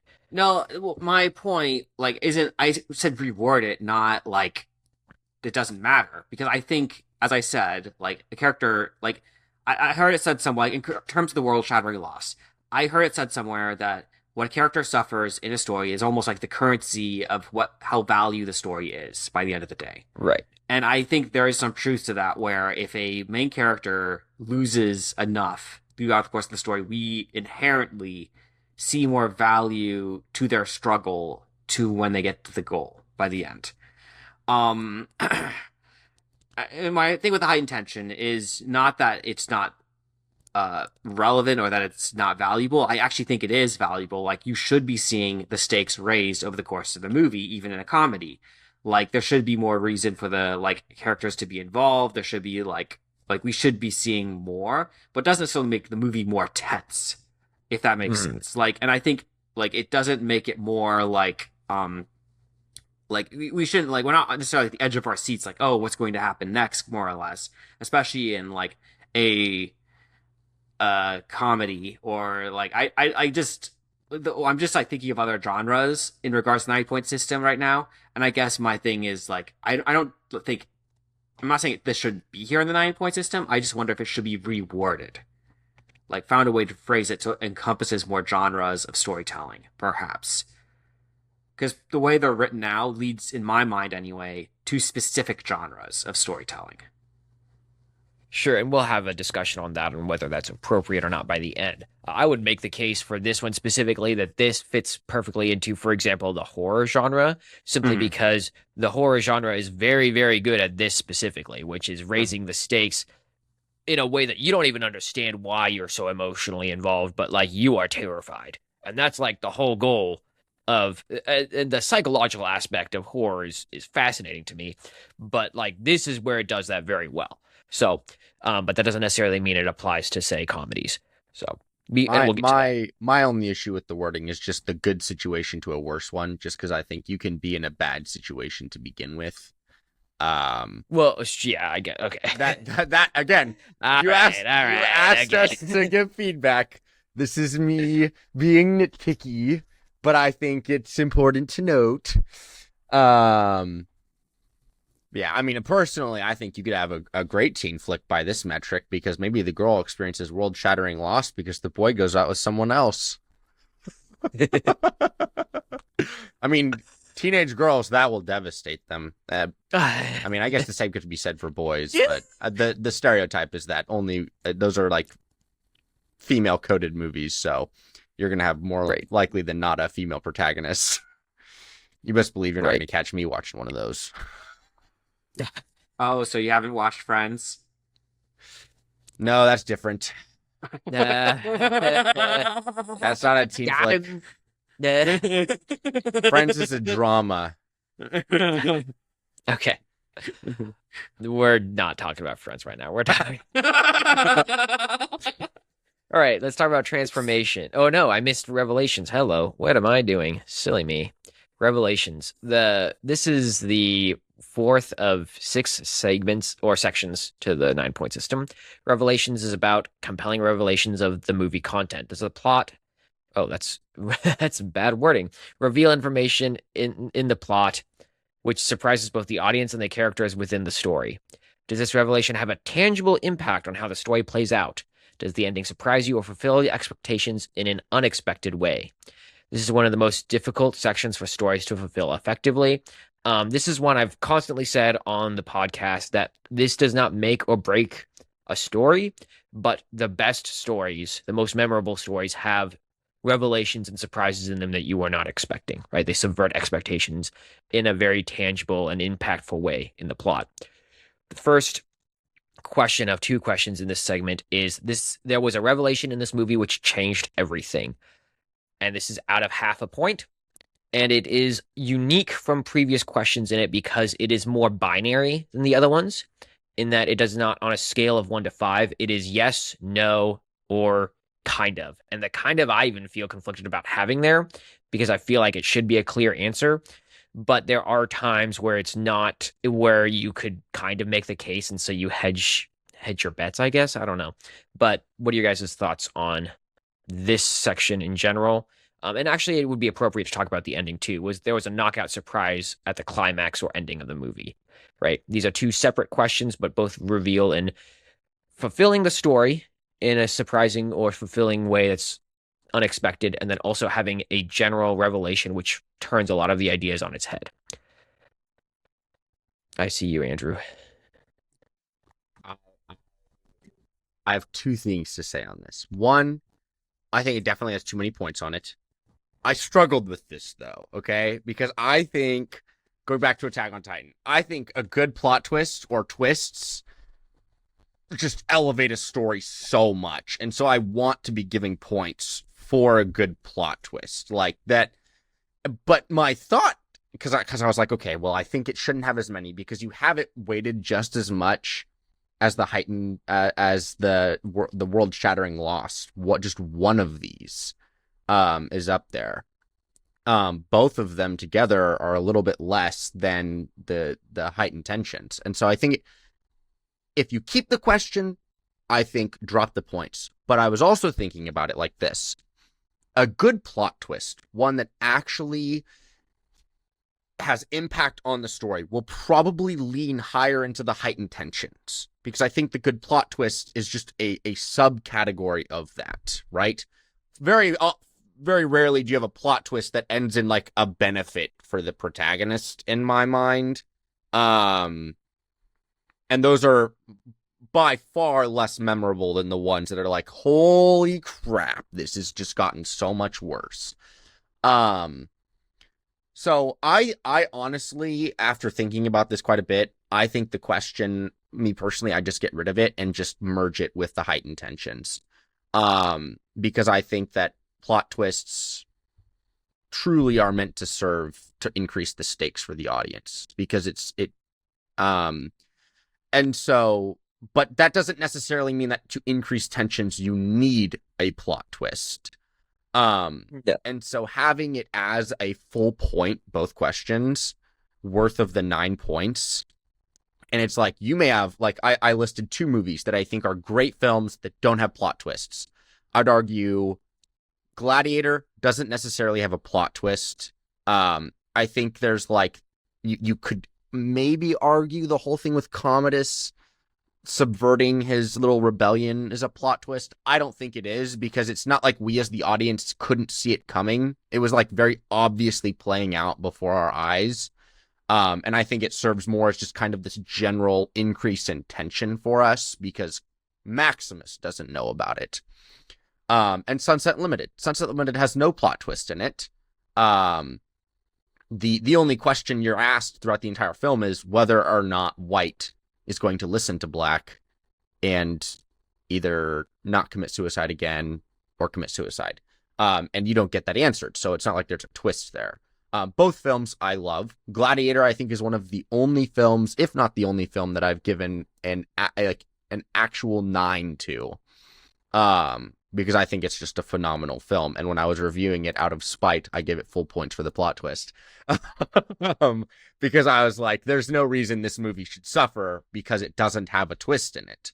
And so those are my, like, I think the Gladiator example goes to serve my point, which is like, I don't think good movies should suffer for not having it, and I don't think bad movies should benefit from having it. Go ahead, Avalon. I actually, I mean, Andrew kind of said everything I was gonna say in some ways because I was like, I mean, I almost think that the this is a lot of points for revelation and knockout surprise, and it is kind of tied. It is very heavily tied to heightened tension. Um, and I mean, I struggle. Like when I was looking at this, writing my notes, I almost wondered, is this a personal preference of ours? Because we really like plot twists and climax stories, or is this really an element of a good story? Because I mean, there are good stories without plot twists, without things. And I think by putting this in here, we're almost like guaranteeing a lot of great movies don't get those 9 points that they deserve, as Andrew just said, because we just want to see a particular thing in the movies we like. Sure. And And so, so I think this is definitely probably these questions probably have more points titled to them than they deserve. Because I think it may be more personal preference on our parts than on actual good storytelling. Possibly. sure. And so I think there's two aspects to this. And this what this is trying to get to is this is trying to maybe in a way find a differentiator between the best of the best, right? Versus this one is a solid movie, right? And in the discussions that it seems like you guys are pointing out is that there are stories that are good and valuable, and because of that, they deserve to have a perfect score, right? Versus, in my mind, my idea is that only the best of the best should get a perfect score, and nothing else deserves that, right? And so, if it can't reach, if it's not reaching to its hardest degree to try to achieve that in every aspect of the film, it should do it. It shouldn't deserve a perfect score. That's why it's phrased the way it is. The second question that goes alongside this is also this idea that there is an acknowledgement, at least within all of us, that there a lot of the best stories have some sort of big revelation, right? I think making the case for Gladiator is an interesting point and might be is more convincing to me than perhaps what I've heard before. But then the question is, it should be kept in the zeitgeist of the rating, right? In that revelations need to be considered as you're analyzing a film, and in not necessarily as a if I take your guys' stance that revelation shouldn't impact the review, it should be something that's posed in the wording of things so that people think about it, so that it helps them to give more points because it was done well, if that makes sense. Yeah. And so my thought here is like, oh, go ahead. Sorry. Honestly, I would just rephrase. I would honestly take out one of these questions and put in, is this movie predictable? Is this story predictable? Because I think honestly, like, if a movie is predictable, then in that regard, the movie's probably suffering because of it. The story isn't as good. Whereas if we don't completely know what's going to happen next, we're going to be more involved and engaged with the story. And I think that achieves the same goal of what one of these questions at least is trying to get at. whereas being more encompassing of the movie as a whole. I also think, in terms of the question of increased tensions, you have an option at the bottom where it's like greatest I've seen. I think you could probably include, like, maybe just include, have more points towards that from this because you want to give points towards a plot twist and just have more options there. And maybe like include portion of that question regarding plot twists as a way of increasing tension. Because like think about it, all the best plot twists increase tension. Attack on Titan, Star Wars with the Order 66 and Anakin becoming Darth Vader. Like I showed Chase for the first time, he knew it was coming, but like there were certain things that he took as like, holy crap, this is crazy watching episode 3 because he doesn't have context there. So like, I think that goes to show that like, even though we as audience members who've seen 4, 5, and 6 know what's coming, the twist is still done in such a way that if someone hasn't seen those films, it's still a twist. Um, like I Am Your Father, massive plot twist for audiences watching that for the first time. And it's done so well. And it, guess what? It increases tension. So I just think that plot twists done well are going to inherently serve to increase tension. And so I would be more in favor of just merging this with the increased tension and probably rephasing those questions or having some sort of way of like, because, right, I just keep going back to Gladiator, where it's like, I love the film. I think it does everything that it needs to do, but it doesn't have a twist in it. And so it's suffering as a result of that. Sure. And I think that there is something to be said about it actually impacting the film is a big part of a good twist, regardless. I mean, I think a lot about the idea of Dune, right? And in Dune, you have Paul Atreides find out that his grandfather is Vladimir Harkonnen, right? Big revelation, but the tangible impact on the plot is non-existent, right? Other than, oh shoot, great big daddy is a bad guy, right? So it doesn't really change how he acts or what he does. It does have an impact later on, but that's in book 3. That's not in book 1. So it does matter, but just not for the story that we have aware to us, at least in the body of cinema that we have today. So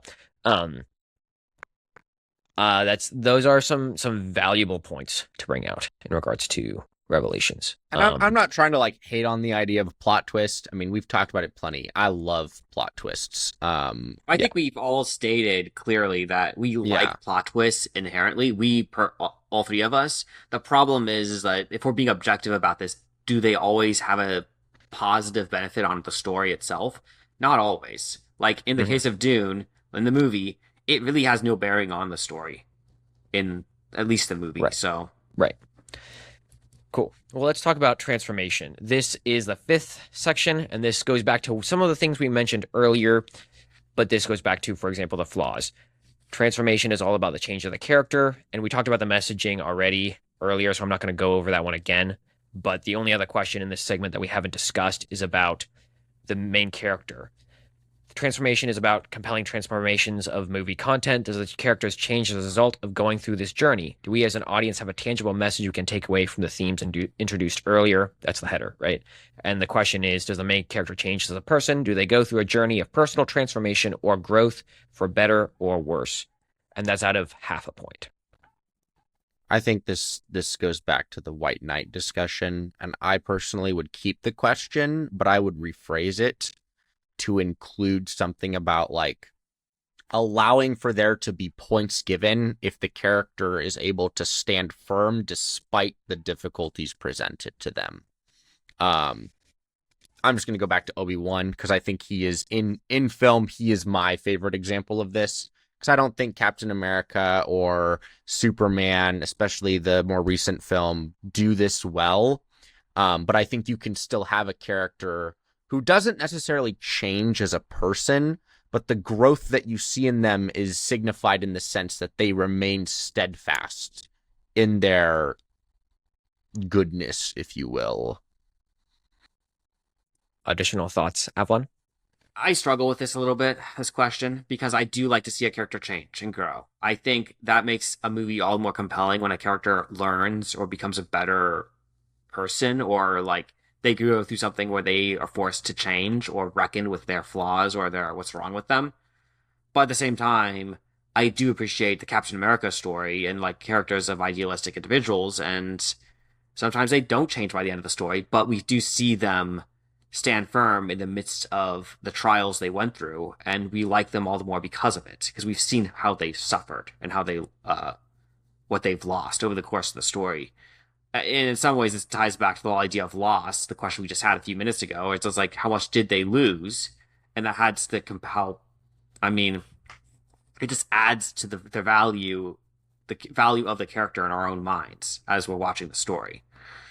So, I mean, they don't change, but we still appreciate the struggle they went through.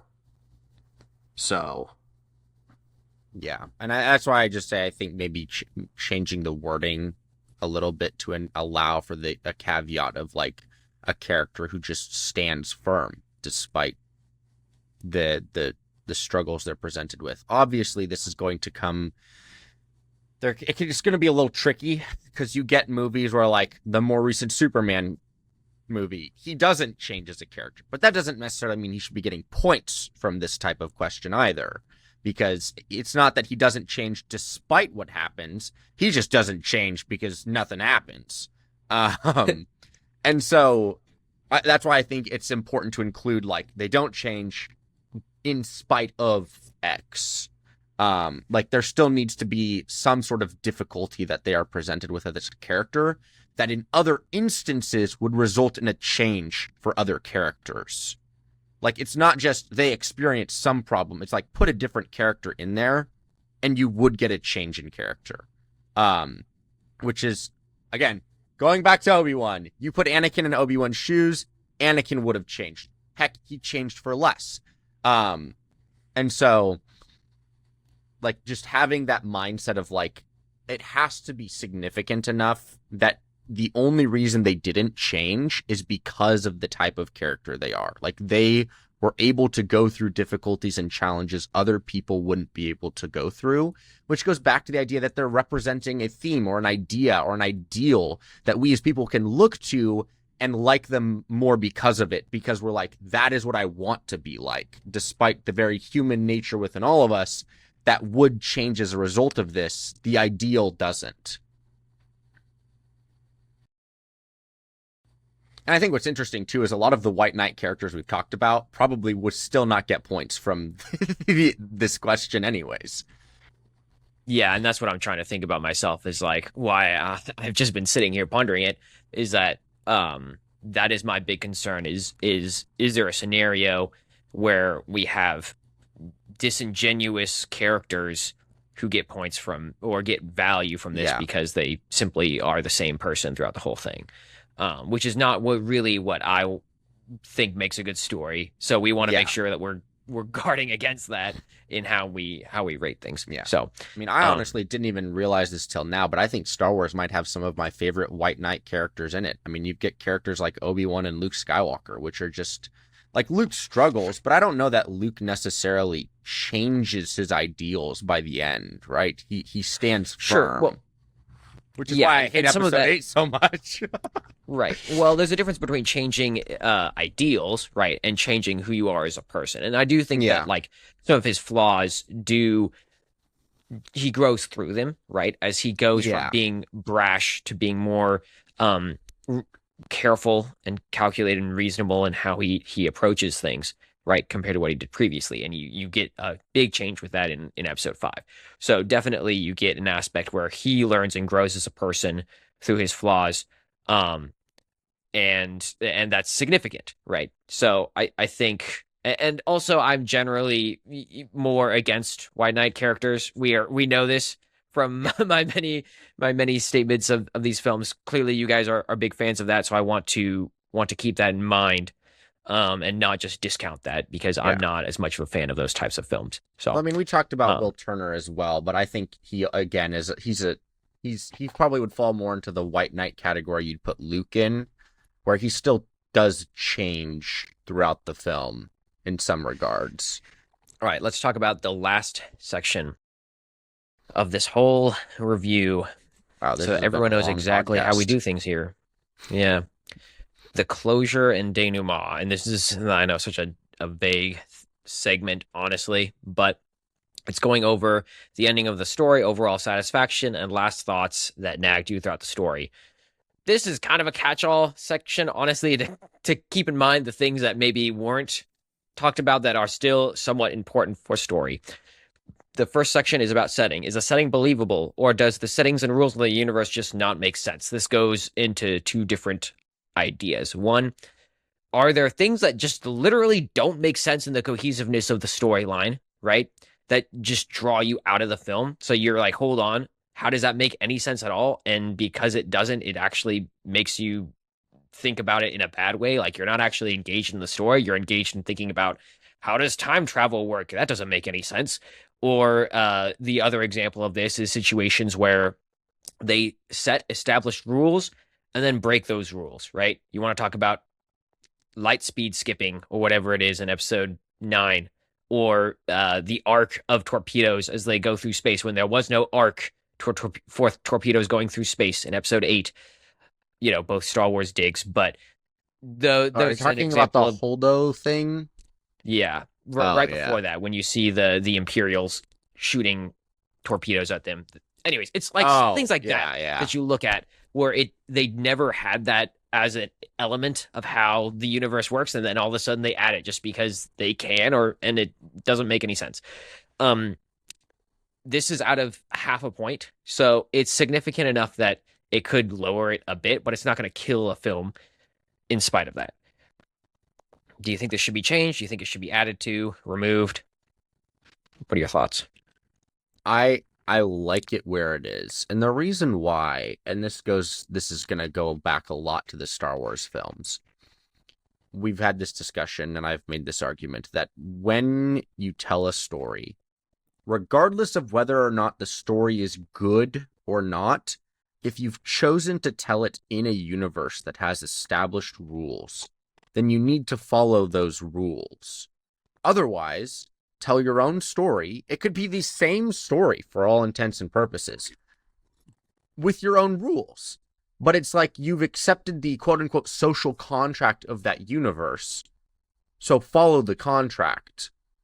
And so it doesn't necessarily make or break the story, but I think it should definitely be losing points if it's not following that social contract of that universe. And I mean, I think probably objectively is probably in a relatively good spot. I would probably personally put more weight on something like that, just for things like pre-established universes.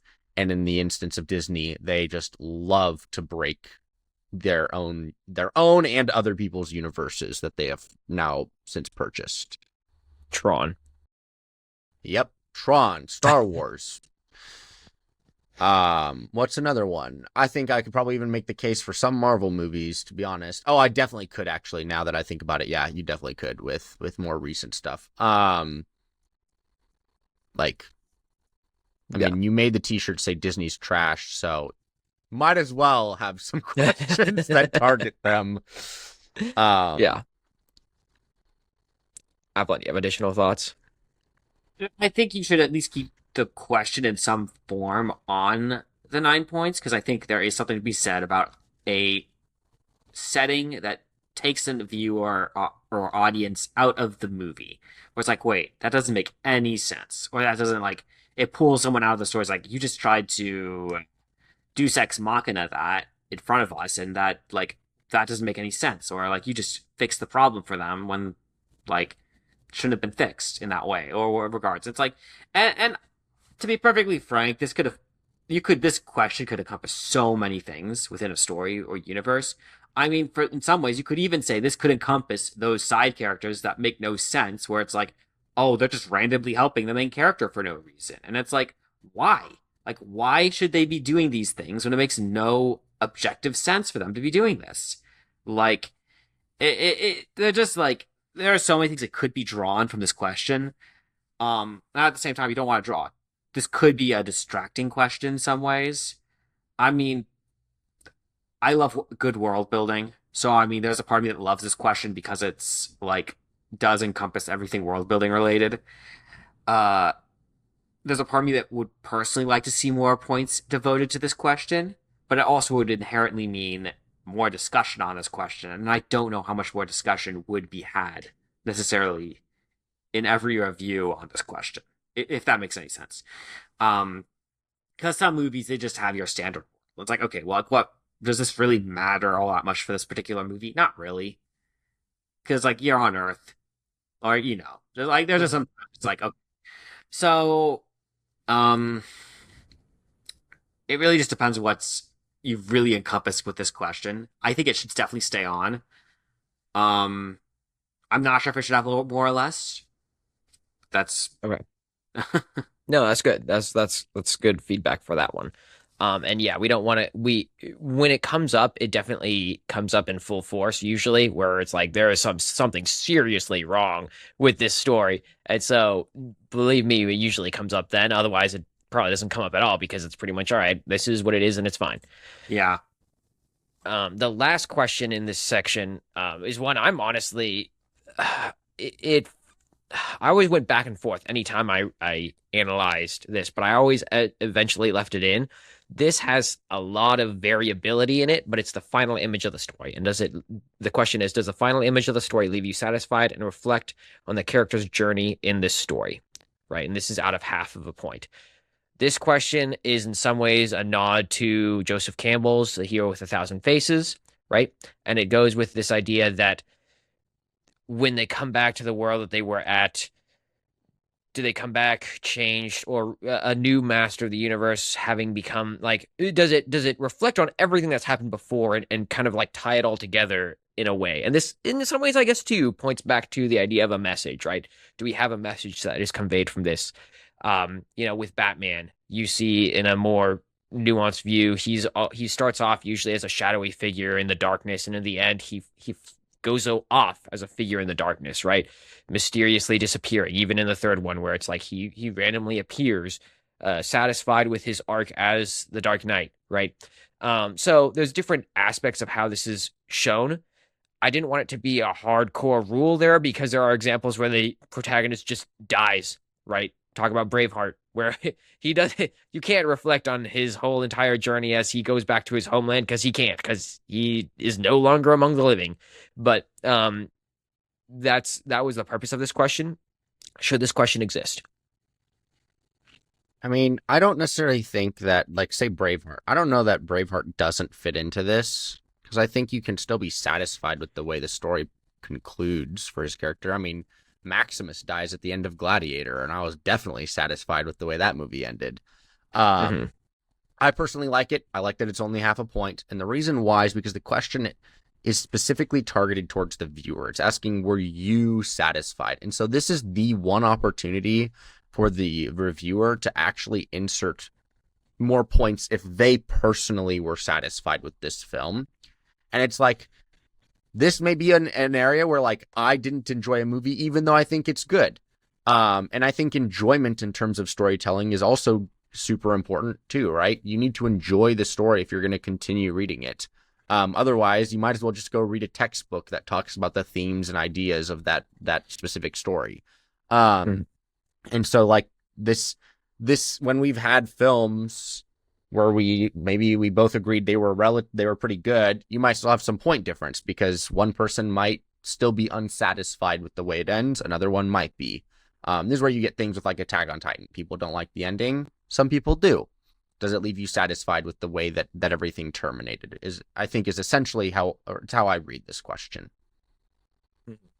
Which is intentional. Yeah. What are your thoughts, Avalon? I mean, I like it. I mean, I think there's something to be said, like giving the reviewer the chance to say, like, were you personally satisfied with this story? Now, it does. This particular question is a little bit more subjective. Well, I mean, they're all subjective, but like in this particular case, you're relying more heavily on the subjective pers pers Experience.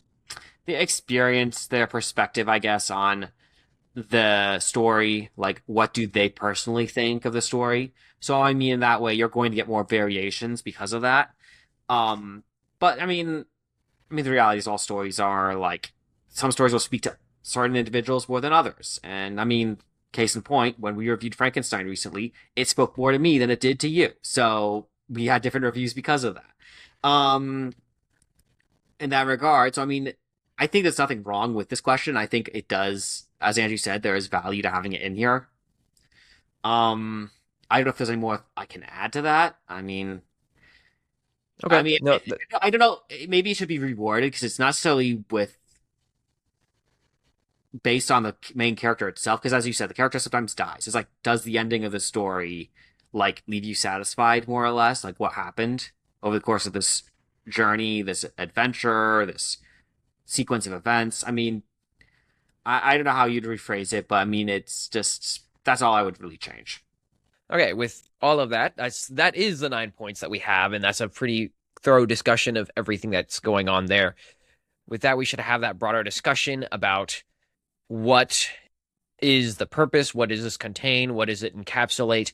Is there things that the 9 points should encapsulate, which it doesn't currently? There was multiple indicators throughout this discussion on this idea that it is not one that cohesively encompasses other genres, and that's probably a good place for us to start. This idea that it only encompasses dramas. There was some question on whether or not it encompasses horror, but specifically serious doubts as to whether or not it encompasses romances, and specifically, at the very least, comedies. If you have been following this podcast for any extended period of time, you know that we have at least taken stabs at trying to do the comedy route, which eventually I just axed from the system, saying that yes, it cannot encapsulate comedies, and I don't personally think it's possible to do so. For romances, you can maybe make the case. I just don't think that I want to review romances. And I think that generally they're a little more simple in regards to the storyline that they're going for. It's always about love and, finding love and, 50 First Dates and any other number of movies that you want to watch.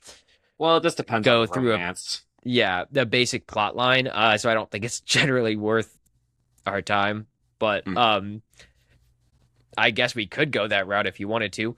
But do you feel the need to have it encapsulate all types of stories, or do you think that it's fine to not encompass some genres? Asking me or Avalon? Well, Either, I both? mean, it really depends on your goal with the 9 point system. If you're specifically targeting the dramas, the action adventures, the heroic journeys, if you will, then I mean, it doesn't, and that way I'd say no, it doesn't. You don't have to try to encompass comedies and those other genres. I think you would just need to put a disclaimer on your system to say this is mostly geared towards specific types of stories. And I think overall most people would agree that there are different types of stories and that not the same, and you can't really apply the same rules to all stories sometimes because they're inherently different. What the goal of the story is trying to get at. Um, but and as you said, I mean, comedies don't really work with the system. Like we've tried, and the reviews just haven't worked. It's just like we, Sure. And that's the question is like there are stories that exist that have comedy in them and they help to alleviate tension. There are also times where comedy is so prevalent in what would normally be a drama that it subverts any feeling of tension in the film because it more or less it releases tension, right? The idea that laughing releases tension in general is an established fact. So the idea that they do that consistently in a film can be good if you're trying to create a roller coaster of emotions, but if it kills the tension, then it's hard to ramp that back up and get us emotionally reinvested in the film. So there's that aspect. There's the other aspect too that frankly comedies whereas like you're trying to create this arc very in a normal drama, the idea of a comedy is that it inherently is there to subvert expectations. So because that goal is inherently different, like you might have something that happens that is not there to achieve a story goal as much as it is to just surprise you and make you laugh. You watch any number of comedies we could talk about. I mean, the ones we've already reviewed, for example, if you wanted to go back on a conflicting discussion of that, you could talk about our Dungeons and Dragons review. You could talk about probably any number of the what do you call them? Ghostbusters films, for Yeah, example. Ghostbusters. Like there's a lot of that aspect prevalent in those films. So, big takeaway, don't expect to review Airplane on this podcast. Yeah, no way. I also just think like personally I'm a fan of drama because it can take elements from romance and horror and comedy. Um and I think comedies, I would agree with what Maverick said. I think they just completely throw story out the window for the sake of making you laugh, and that is the point of those films. So I think in that sense, you can just cross comedies off the list. We don't need to review them because we're not looking for a story in comedy. We're looking for a good laugh. And like, I've literally talked to Maverick when we're like, what movie should we watch? Do we want to laugh right now? Okay. It's like, you're Right. not watching it for the sake of in the same way you'd watch a normal film. It's like going to stand-up comedy, essentially, just watching it in a more quote-unquote narrative sense. Um, which is why, like, why am I forgetting the name of the movie? Is it Monty Python? It's like literally just a bunch of Yeah. skits. Yes. So that's my view on comedy. In terms of horror and romance, I think horror and romance can be good films, and I think they can fall in line with the 9-point system. I personally don't find myself enjoying films that are exclusively romance or exclusively horror. I think those elements serve a much better purpose and a greater narrative sense when in a drama, and you can have all those different elements playing together. That's why I like Attack on Titan so much. I think it does great with romance. Like, we don't get it shoved down our throat. We're not getting these mushy scenes where it's like, oh, I love you. Oh, I'm a horny teenager. Oh, I want to kiss you right now. But it's a very real element of the human experience. And so you're obviously going to have portions of that in a good drama, right? Gladiator has it. You've got elements of romance or romantic relationships in those films. I think one of the reasons romance struggles is because you're making it the focus of the film.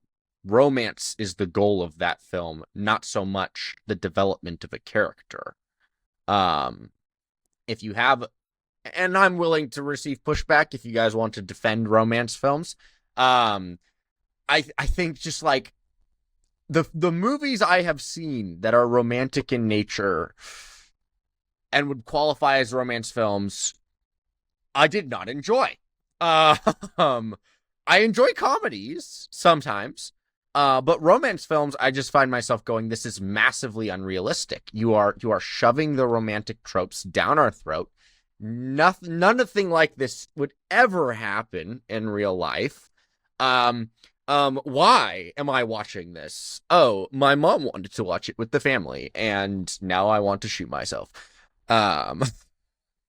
And I just think of movies like The Notebook or Titanic, which Titanic I think has some stuff going for it because I think it at least has a decent balance, but the romance element of it I think is the worst part.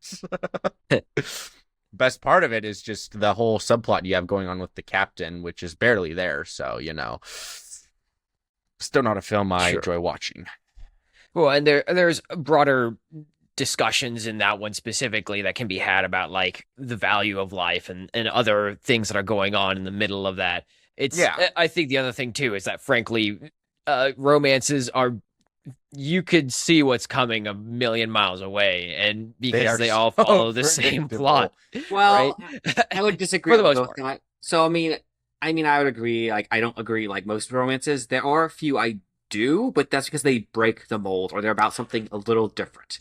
And I'm Sure. specifically thinking of the one romance we have reviewed on the podcast a very long time ago, Cyrano de Bergerac with Peter Dinklage in the title Mhm. role. Like, Sure. that is, if all the romances I've seen, that is one of my favorite ones because it's not your typical romance. You have a character who is deformed and he doesn't think a girl who he loves will like him, and he has this he has this great character, like, and almost like flaws and develop. He's like, just a great character overall. Hmm. But And then there's this like soldier who also loves her, and he starts to help the soldier in his relationship with the girl he loves.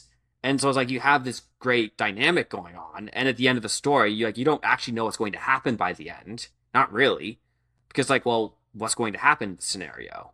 And Hmm. so I mean, there are some elements. I mean, so that's I feel like, but that's a break from the norm in terms of romance. So my Like, it's question then not would your be: typical Do story. you think this film you've brought up falls would be able to be evaluated by the 9 points? We evaluated it before we had the 9 point system.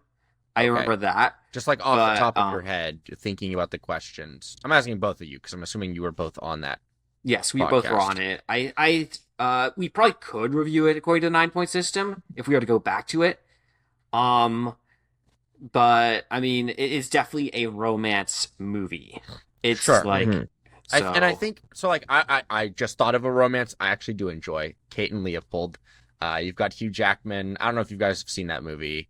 What movie Uh, is this? Kate and Leopold. Hugh Jackman plays this like wealthy Englishman who like he goes to the future via like this time wormhole that's he's like chasing this time traveler. He ends up in the future and he's like trying to like figure out how to get back home basically, and he's stuck in this apartment, and he ends up like falling in love with this girl and vice versa. It's a romance, but I think I enjoy it. I think it could definitely be evaluated using the 9 points because they increase tension. There's loss that they experience. The character has flaws. He works through said flaws. There's a clear antagonist, or rather, an obstacle in the way of the goals that he's trying to achieve, both in getting back home and trying to win the heart of this girl. So, like, I think the problem with romance is that it far too often just fails the 9 points rather than us not being able to evaluate it, if that makes sense. Like the storyline itself, just is it that compelling at the end of the day? And it's a Yes. very basic storyline. Sure, I mean, like the whole idea is that you can have some stock ideas, and it can have the semblance of being a good story or the basics of being a decent story, and people will still go to watch it. That's why we have a million Hallmark films, which are the same iteration of the same story 20 million times. Yeah. So yeah, I mean, I think we could make the case for that, and maybe it would be worth at least taking another stab or two at romances And on this I would podcast. make the same argument for horror. I think horror can still fall under the 9 points if done well. I think problem with horror is far too often the goal of horror is just to get you the goosebumps and to get you on the edge of your seat and to make you scared of what you see on screen rather than telling a compelling story that is scary. Yeah, So I think, right. And I said that at the beginning of this podcast because we've gone back and forth about like reviewing these films. And I wanted to get that out there. I think at the end of the day, my view is those films just fail the 9 points rather than the 9 points failing them. gotcha. And like at the end of the day, if we're looking to tell good stories, these are not the examples we go to try to do so. Mm-hmm. Yeah. Okay. No, that's a good perspective, I think, to take with it. And we can keep taking stabs at those, seeing how well that they go in regards to reviews going forward. But is there any other thoughts on the 9 points, on how we review things that we should keep in mind as we go forward into future reviews? I mean, my final thoughts, just like encapsulating the grand scheme of things here, is I thought we ought to find a way to incorporate well-written White Knight characters. Doesn't mean there's a lot of them out there, but I think that it should enable a White Knight character to get a valuable rating off of it. I think that plot twists should be lumped into more of a heightened tension portion of the podcast, and I think that other films that we have since not or since abstained from reviewing, that being horror, comedy, romance, aren't necessarily bad because of the genre. They're bad because of the way that the story is told. Any additional thoughts, Avalon? I mean, not really. I mean, as far as the 9 points go, I would just reword some of the questions to make it like, I mean, because I'm like just going over these like for this episode. I mean, I feel like I understood the meaning behind each question, but I understand that some people could come to this review system and not understand what you're getting at. And so I would just make the intention of the question clear in every instance, just so the audience or the reviewer who's using the system would understand, like, this is what is meant by the question or by this analysis, by this whatever this, or like whatever you're asking or stating. So you're just so I would just reword it is my big takeaway. Uh I mean, other than that, I do agree with the whole revelation thing. I think we should, like, there should be some rework there because I'm not completely convinced that you should be giving a whole point to those two questions. So, but those are my big takeaways of the 9 points at this point. So, Cool. Well, there you go. That is the system, and we will see that updated to reflect some of the thoughts that were stated today. But for now, that's what we have. That's what we use, and that's what we will be using going forward as we review more films on this podcast. So thank you all for listening. We'll be back, as we always are, next week. We'll see you all then.